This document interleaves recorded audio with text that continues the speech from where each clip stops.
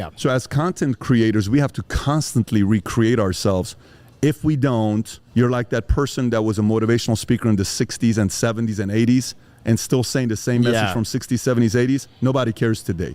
They respect you, but you got to kind of adjust or else you're going to be left behind. Yeah.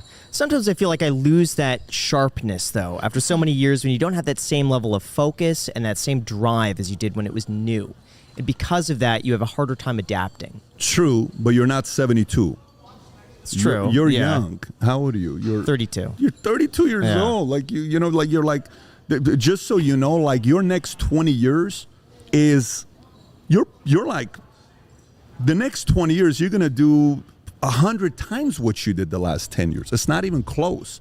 So you mean to tell me I'm gonna wake up one day, I'm 32 years old, I got a channel that's got 4 million subs, another one that's got 880, I've got a few billion online views, I'm everywhere, you know, I'm respected, people calling me from, I have a good net worth, I've done well for myself, I have a voice that's heard by tens of millions of people. What do I now want to do with this voice? I will tell you, if it's just subs, you'll eventually get bored. But if I want to do X, Y, Z with this, it'll excite the hell out of you. Yeah. I don't know. For me, when I was working as a real estate agent, I was always looking up to people on YouTube. And so for me, that had always been a dream. When I started making videos, I had so much fun. And instantly I knew that, like, this is it. I just had a gut feeling that this was my purpose for the time. And that was after about 7 to 8 years working as a real estate agent.